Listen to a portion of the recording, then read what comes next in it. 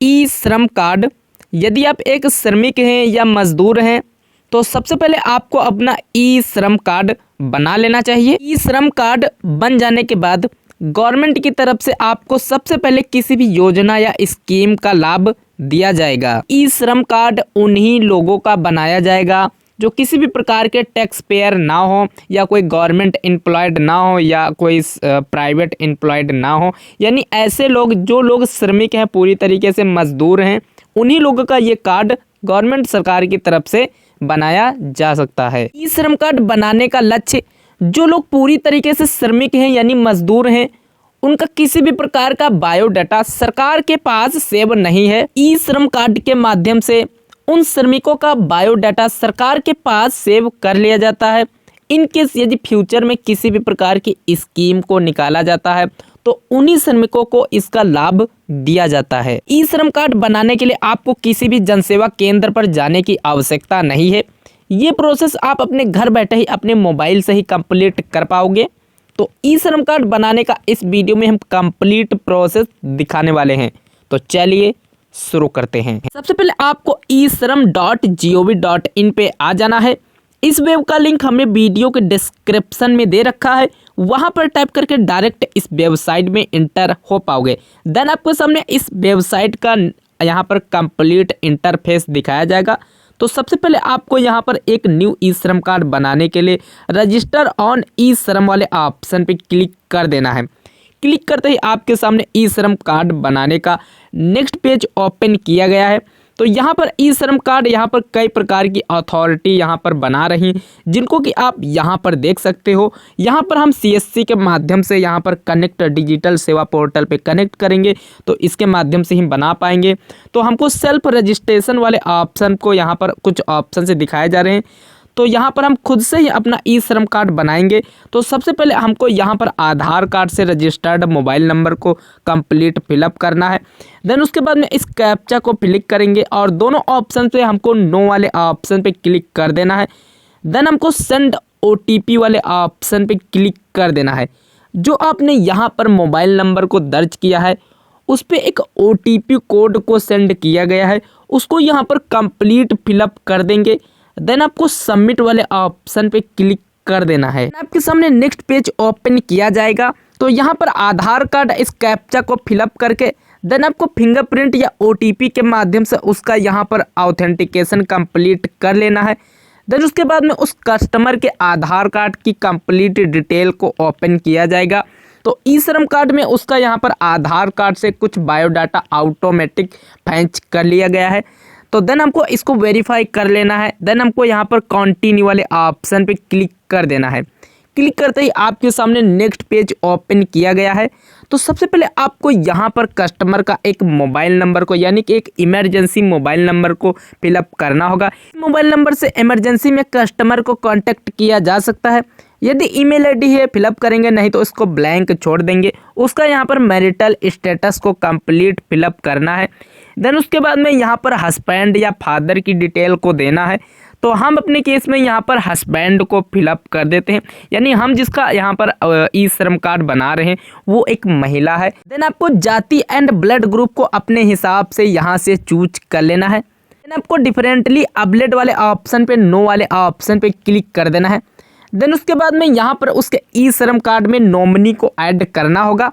तो हमने यहाँ पर नॉमिनी में हस्बैंड को ऐड किया है, तो इसके लिए हमको यहाँ पर हस्बैंड को चूज कर लेना है, यानी उसका यहाँ पर कंप्लीट नाम दर्ज उनके आधार कार्ड से कर लेना है। देन उसके आधार कार्ड से यहाँ पर कंप्लीट डेट ऑफ बर्थ को यहाँ पर मेंशन इस कैलेंडर से कर देना है। देन आपको सेकंड ऑप्शन में नॉमिनी का जेंडर यहाँ से कंप्लीट टिक कर देना है। देन उसके बाद में यहाँ पर बताना है कि जो आपने यहाँ पर नॉमिनी बनाना चाह रहे हो वो किसको बनाना चाह रहे हो। तो हम अपने केस में यहाँ पर अपने हस्बैंड को ही चूज कर लेते हैं। देन उसके बाद में नॉमिनी का यहाँ पर कंप्लीट एड्रेस को उनके आधार कार्ड से मेंशन कर देना है।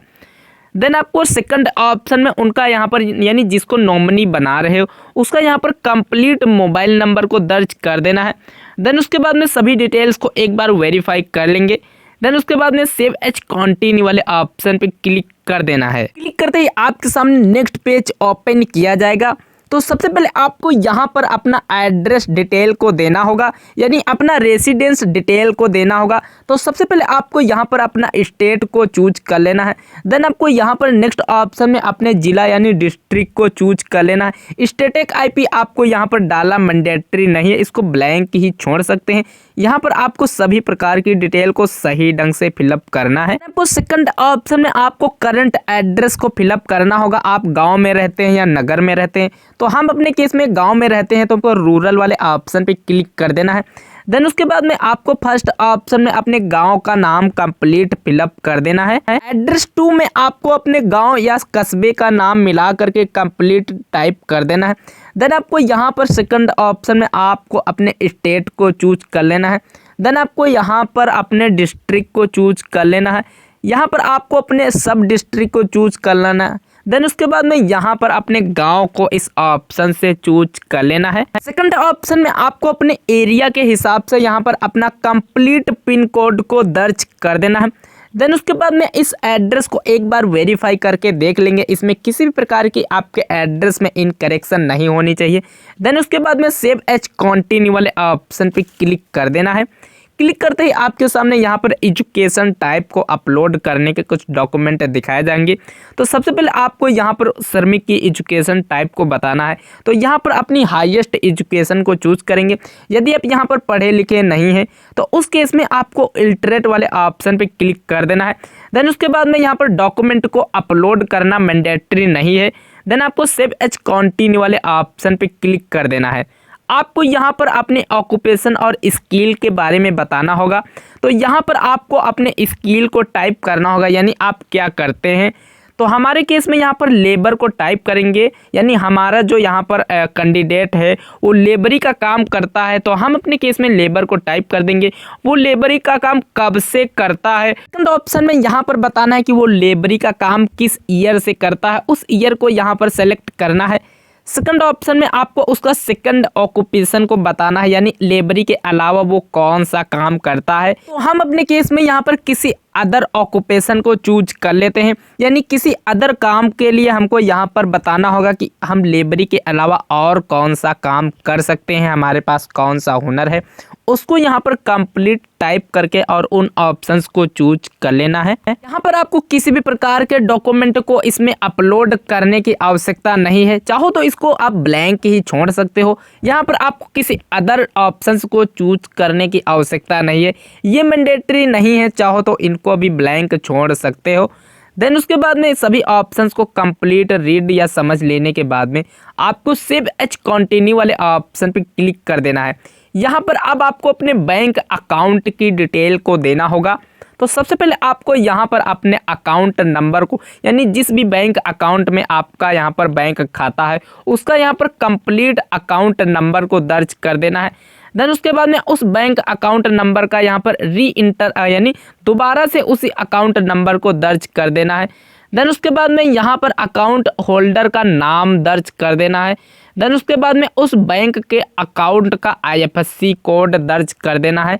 देन उसके बाद में आपको सर्च यानी ग्रीन वाले ऑप्शन पे क्लिक कर देना है। उसका IFSC कोड के हिसाब से कंप्लीट बैंक यानी बैंक ब्रांच का एड्रेस दिखाया जाएगा।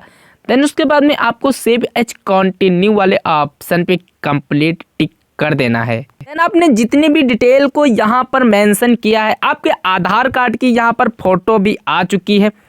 देन आपने यहाँ पर अपने जितनी भी डिटेल को मेंशन किया है वो आपको एक बार कंफर्म कराया जा रहा है। यदि आप यहाँ पर गलत मेंशन कर देते हैं तो आपका ई श्रम कार्ड यहाँ पर इनकरेक्ट हो जाएगा। उस केस में आपको गवर्नमेंट की किसी भी स्कीम का लाभ नहीं दिया जाएगा। यदि आप यहाँ पर किसी भी डिटेल को इनकरेक्ट फिल कर देते हैं तो अभी आप इसमें किसी भी प्रकार का बदलाव कर पाएंगे। तो आप यदि एडिट वाले ऑप्शन पे क्लिक करेंगे तो आप अगेन यहाँ पर बैक हो जाएंगे और किसी भी डिटेल को एडिट कर पाएंगे। तो हम अपने केस में सभी डिटेल्स को सही राइट फिलअप किया है। यहाँ पर आपसे पूछा जा रहा है कि आर यू लुकिंग जॉब, यानी किसी भी प्रकार की यदि आप जॉब की आवश्यकता है तो उस केस में आपको यस वाले ऑप्शन पे क्लिक करना है, नहीं तो हमको नो वाले ऑप्शन पे क्लिक करके एंड हमको सबमिट वाले ऑप्शन पे क्लिक कर देना है। जैसे ही आप सबमिट वाले ऑप्शन पे क्लिक करेंगे तो आपका जो ई श्रम कार्ड होगा वो सक्सेसफुल क्रिएट कर दिया जाएगा। आपके सामने यूनिवर्सल अकाउंट नंबर भी जनरेट होकर के आ जाएगा। ये आपका जो ई श्रम कार्ड है वो सेम आधार कार्ड के ही जैसा है। यहाँ पर इस श्रम कार्ड को आप डाउनलोड भी कर पाएंगे। यहाँ पर जो आपका ई श्रम कार्ड है वो सक्सेसफुल क्रिएट कर दिया गया है, यानी बना दिया गया है। आपको ई श्रम कार्ड का यूनिवर्सल अकाउंट नंबर भी दे दिया गया है। ये आधार कार्ड के ही जैसा आपको ई श्रम कार्ड दिखाया जा रहा है, यानी ये ई श्रम कार्ड आधार कार्ड के ही जैसा आपको यहाँ पर लुकिंग में देख सकते हैं। आपकी यहाँ पर कंप्लीट डिटेल एंड आपके आधार कार्ड की यहाँ पर फोटो अपलोड की गई है। अब आप अपने ई श्रम कार्ड को कहीं पर भी यूज कर सकते हैं। अब आपका जो ई श्रमिक बायोडाटा है वो सरकार को सेंड कर दिया गया है, यानी सरकार के डाटा से मैच कर दिया गया है। अब आपको जो सरकार की तरफ से स्कीम दी जाएंगी वो डायरेक्ट दी जाएंगी।